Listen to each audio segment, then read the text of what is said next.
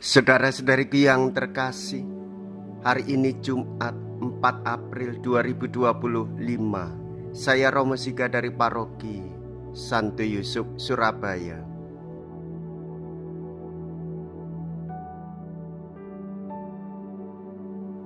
Dalam nama Bapa dan Putra dan Roh Kudus, amin. Masa Prapaskah merupakan masa pertobatan diri bagi setiap orang Katolik. Dalam duka cita, ada sukacita bersama dengan Tuhan Yesus Kristus. Masa Prapaskah bukan hanya masa tapa dan pertobatan, tetapi juga suatu kesempatan untuk mengenal dan mengikuti Yesus secara lebih dekat. Yesus menjadi tokoh teladan hidup kita. Yesus pun mengungguli secara mencolok orang-orang sezamannya. Ia merupakan tanda pertentangan. Orang-orang Farisi berusaha menangkap Yesus, tetapi tidak ada seorang pun yang menyentuh dia, sebab saatnya belum tiba. Mea culpa, mea culpa, mea maxima culpa. Marilah kita berdoa. Allah Bapa Pencipta dan Penyelamat, Engkau telah menyediakan bantuan bagi kami yang lemah ini. Semoga bantuan-Mu itu kami terima dengan gembira dan kami manfaatkan dengan hidup yang baik. Dengan pengantaraan Yesus Kristus Putra-Mu Tuhan kami, yang hidup dan berkuasa bersama dengan Dikau dalam persatuan Roh Kudus, Allah sepanjang segala masa. Amin.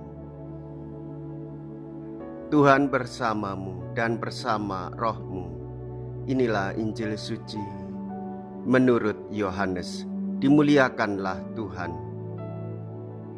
Yohanes bab 7 ayat 1 sampai dengan ayat 2, dilanjutkan dengan ayat 10, dilanjutkan dengan ayat 25 sampai dengan ayat 30.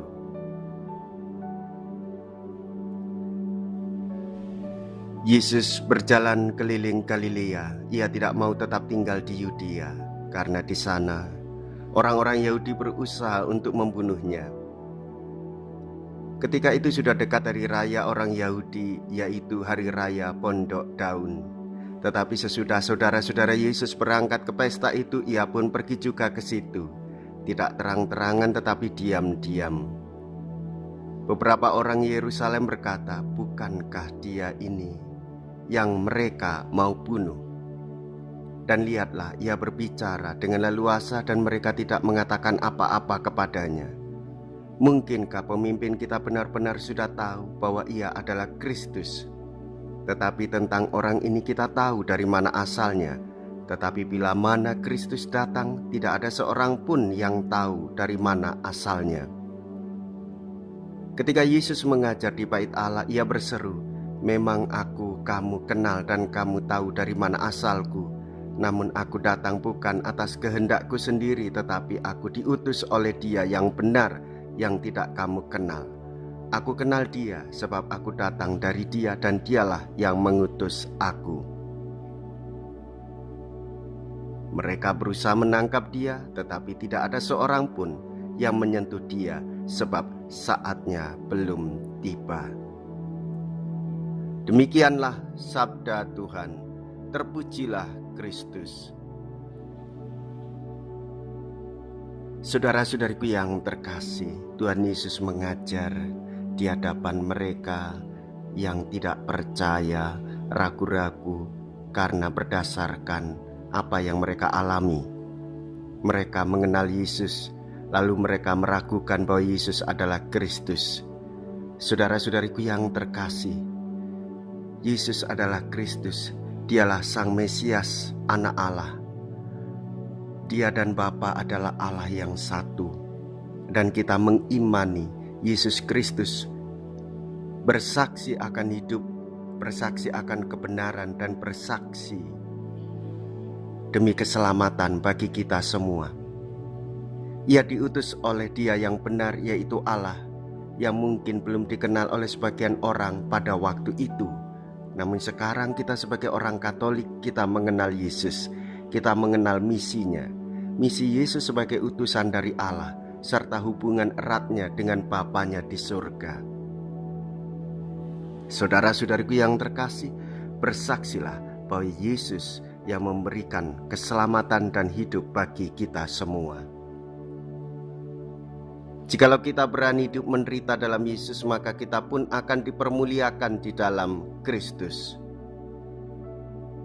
Terpujilah nama Yesus, Bunda Maria, dan Santo Yosef untuk selama-lamanya. Marilah kita berdoa. Allah Bapa Maha Penyayang, semoga mata hati kami dapat memandang putra-Mu, dan semoga kami memahami kebenaran sebagai tanda bahwa Engkau berada di tengah-tengah kami, dan bahwa Dialah perwujudan cinta kasih Bapa kepada kami, dengan pengantaraan Kristus Tuhan kami. Amin. Tuhan beserta kita sekarang dan selama-lamanya.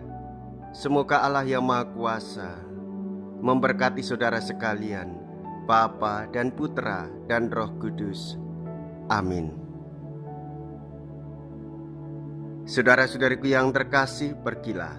Ibadah sabda sudah selesai. Syukur kepada Allah.